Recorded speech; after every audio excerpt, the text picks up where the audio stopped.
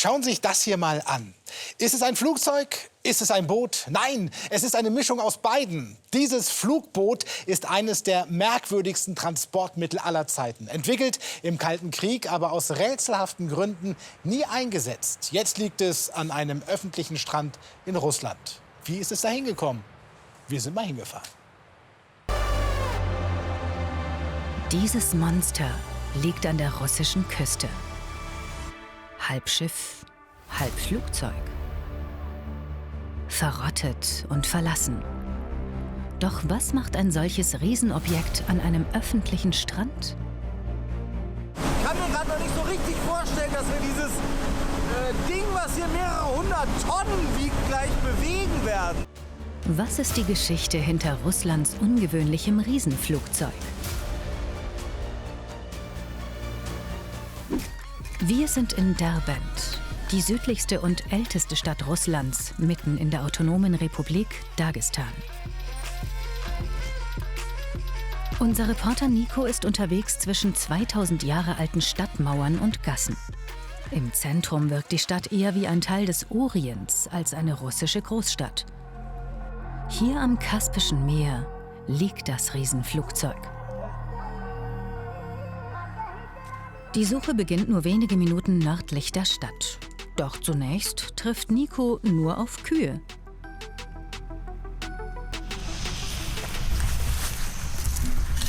Ich kann mir irgendwie nicht so richtig vorstellen, dass wir hier richtig sind. Mal sehen.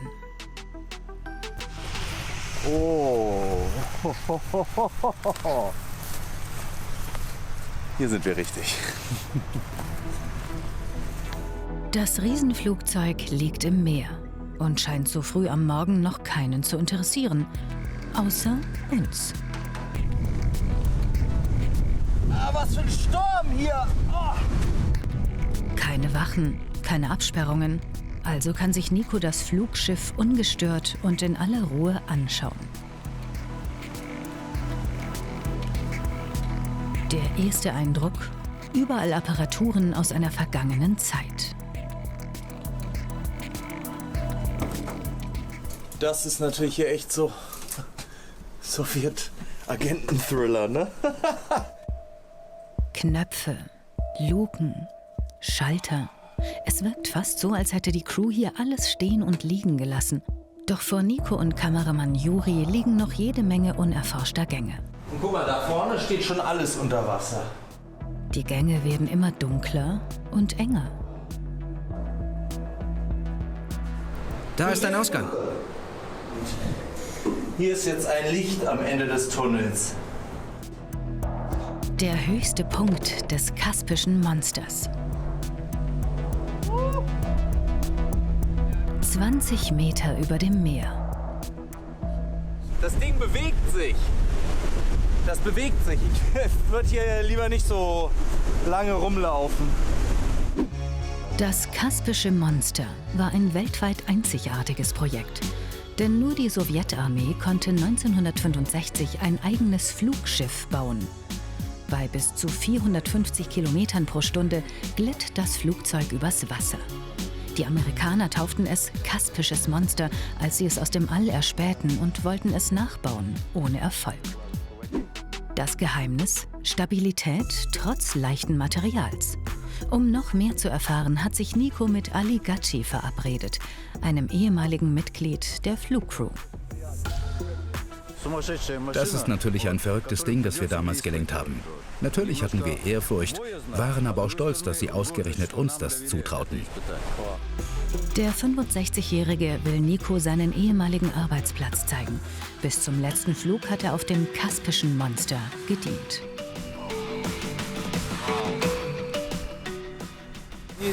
Es hat sich kaum verändert. Es ist für mich wie einen alten Verwandten treffen. Und wir haben uns lange nicht gesehen. 12 Jahre war er mit dem Riesenflugzeug unterwegs und kennt noch heute jede Ecke. Da hinten saß der oberste Chef, der war Seemann. Die Piloten standen unter seinem Befehl. Und die Flugcrew saß da hinten. Zeigen Sie mir, wo Sie saßen. Auch Jahrzehnte nach dem letzten Flug ist das Equipment noch erstaunlich gut erhalten. Alles wirkt intakt. Das war die Kajüte zum Ausruhen. Und hier die Kombüse.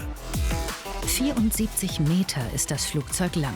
Nur so konnten 20 Mann, also eine Schiffs- und eine Flugcrew, Platz finden. Ich glaube, hier geht's jetzt ins Cockpit. Hier saß ich mit der Mannschaft. Das war mein Arbeitsplatz. Wir wussten genau, dass es weltweit einzigartig ist und dass es nichts Besseres gibt. Und wir waren sehr stolz darauf, dass wir hier arbeiten dürfen. Wie geheim war das Projekt? Das war top secret. Sie haben es zwar aus dem All von irgendwelchen Raumschiffen aus gesehen, aber keiner wusste, wozu es gedient hat.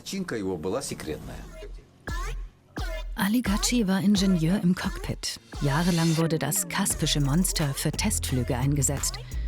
Statt Raketen abzufeuern, blieb es in der Testphase und unter dem Radar. Wir flogen mit 420 bis 450 km/h in 3 bis 4 Metern Höhe. Kriegseinsätze haben weder Ali Ghazzi noch das Flugzeug erlebt, denn die Geschichte veränderte das Schicksal des Riesenfliegers. Es tut mir im Herzen weh, dass diese wundervolle Technik einfach so rumsteht. Die Sowjetunion ist zerbrochen. Das ist ganz normal. Die Wellen heben uns an. Für ihn ist das normal als sowjetischen Offizier, aber für mich ist das nicht so normal, dass hier diese 300 Tonnen Flieger umkippt. Genau so war das damals, wenn wir auf dem Meer gelandet sind. Die Crewmitglieder von damals sind noch heute in Kontakt. Noch am Flugzeug ruft Ali Ghazzi seinen ehemaligen Vorgesetzten an. Mittlerweile haben sich am Strand jede Menge Leute und Bagger angesammelt. Was hat es damit auf sich? Wollen sie dem Kaspischen Monster etwa wieder zu alter Schönheit verhelfen? Immer unter Strom, Projektleiter Igor. Auf dem Seil haben wir einen extremen Druck. Da liegen 300 Tonnen drauf. Und hier ist auch ein Seil, das wird aber nicht gezogen, sondern nur gehalten. Ihr dürft nur im Zentrum gehen, denn die Seile können reißen. Das kann jetzt sein, in einer Stunde oder was weiß ich wann. Was ist für euch ein erfolgreicher Tag? 5 Meter. Heute wären die Arbeiter schon mit einem kleineren Fortschritt zufrieden. Neben der Arbeit steckt vor allem für Igor jede Menge Herzblut in diesem Projekt. Ich bin von Anfang an dabei und will unbedingt, dass es erfolgreich zu Ende gebracht wird. Das ist wie ein Kind für mich. Und mit dem kleinsten Fehler kann das Ding einfach kaputt gehen. Darum müssen wir den Mittelweg finden, es bewegen, ohne es zu zerstören. Keine leichte Aufgabe, denn das Flugzeug ist ein wahrer Gigant. 74 Meter lang, 20 Meter hoch und 44 Meter Tragflächenspannweite. Das Gewicht unglaubliche 300 Tonnen. Seit Monaten wird der Koloss Meter für Meter an Land gezogen.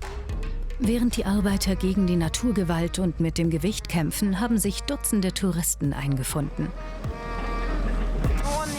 Es ist echt ungewöhnlich, wie in einem Film übers Weltall oder so. Damit das Kaspische Monster bei Besuchern noch beliebter wird, hat sich die Lokalregierung etwas ganz Besonderes überlegt. Camila von der Stadtverwaltung will uns das genauer erklären. Warum ist es gerade hier? Weil genau an diesem schönen Strand im kommenden Jahr ein patriotischer Freizeitpark entstehen soll. Aber dann wird es nicht mehr so aussehen. Wir lassen es von Künstlern anmalen. Das wird bestimmt cool. 27 Jahre lang lag der Riesenflieger im Hafen der Stadt Kapisk. Anfang 2020 begann der mühsame Transport 100 Kilometer an den Strand von Derbent. Hier soll in den kommenden Monaten ein kleines Kriegs-Disneyland entstehen, mit Hubschraubern, Panzern und anderen Attraktionen. Highlight: das Kaspische Monster. Doch dazu muss der XXL-Flieger erstmal an Land gebracht werden. Und heute sieht es nicht allzu vielversprechend aus. Das ist schlecht. Noch nicht entscheidend, aber schlecht.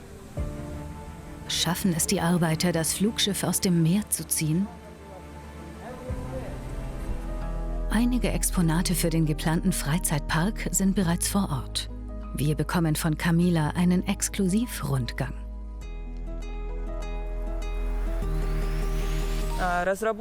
Wir wollen dem Patriotenpark technisches Leben einhauchen. Das sollen nicht nur tote Exponate sein. Das wird alles interaktiv. Hier, bei den Fliegern, vor allem aber bei dem Riesenflugzeug. Doch bei dem hakt es. Denn bislang bewegt sich der XXL-Flieger keinen Zentimeter. Und der Sonnenuntergang rückt immer näher. Irgendwas scheint nicht so ideal zu laufen. Ich kapiere nicht so richtig was, aber irgendwo gibt es Probleme. Alle wirken mittlerweile nervös. Woran liegt es, dass sich der Flieger heute noch überhaupt nicht ziehen lässt? Bis zum Ende des Tages müssen sie unbedingt weiterkommen, sonst ist der Zeitplan mit dem drohenden Wintereinbruch kaum noch einzuhalten. Ein letzter Versuch. Alle Männer und Maschinen ziehen noch einmal mit vereinter Kraft am Monsterflugzeug.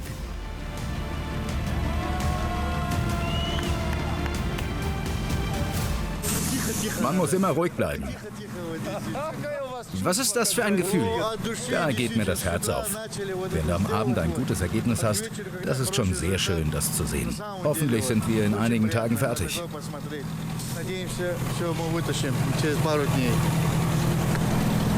Also ich muss auch ehrlich sagen, wenn man hier davor steht, wie so ein 300 Tonnen Flugschiff gezogen wird, löst das schon krass positive Gefühle in einem aus, vor allem wenn man weiß, wie viel Arbeit diese Männer da reinstecken.